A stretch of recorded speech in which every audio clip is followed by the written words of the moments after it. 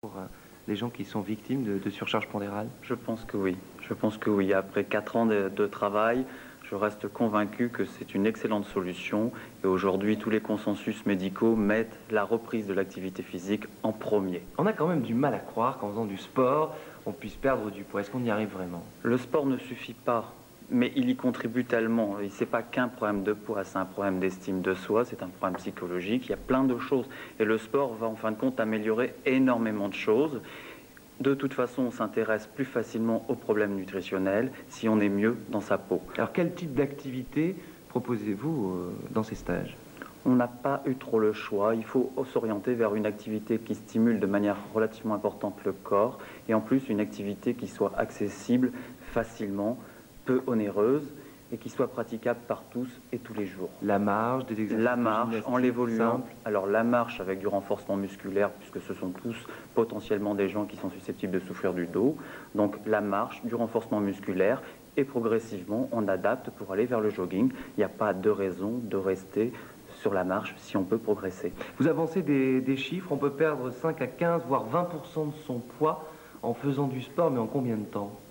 C'est extrêmement variable puisqu'en fin de compte, chaque individu a un passif et suivant ce passif-là, le corps va répondre plus ou moins rapidement. On a des gens qui en 2 mois règlent leurs problèmes de poids avec des surcharges modérées et on a des gens pour qui il faudra 9 mois, 11 mois, 12 mois et pour d'autres encore plus de temps. Pour beaucoup, c'est l'histoire d'une vie. Donc on ne règle pas ce genre de problème en 15 jours, ça c'est une certitude. La relation au corps est très importante, mais le soutien psychologique que vous apportez aux personnes obèses est aussi important. Je crois même que, à mon sens, depuis 4 ans maintenant, je suis convaincu que c'est l'élément fondamental de la prise en charge. Ce sont des gens qui souffrent. Et donc, en fin de compte, le suivi, le soutien psychologique et le travail de groupe sont la clé un petit peu de cette démarche. L'activité physique ne génère que des bonnes choses. Alors vous êtes médecin, il faut préciser que tout cela se fait sous contrôle médical. Je voulais vous demander dans quel cas l'activité physique peut être dangereuse pour les personnes obèses.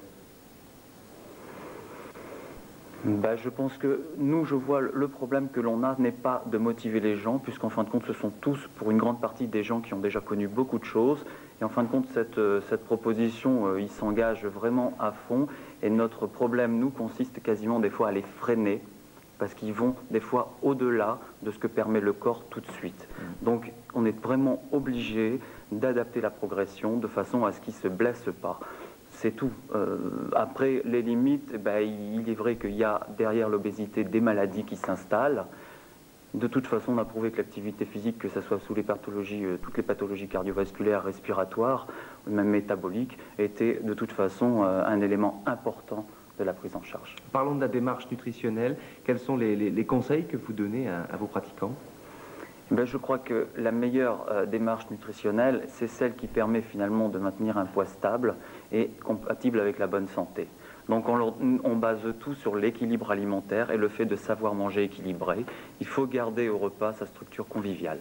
C'est fondamental. Ces stages Perdre pour gagner ont été lancés à Brive, je le disais. Oui. Aujourd'hui, avec le soutien de la Gramco, elle va pouvoir se développer et être présente dans l'ensemble de la région. Alors c'est fait, puisque l'année dernière, la Gramco nous a aidé à régionaliser cette démarche. Donc la démarche existe à Limoges. Cette année, ce qui est nouveau, c'est qu'en fin de compte, la démarche est permanente à Limoges. Donc aujourd'hui, il y a quelqu'un et il y a une antenne sur Limoges. Les gens peuvent démarrer tout de suite. Et on a un travail sur la Creuse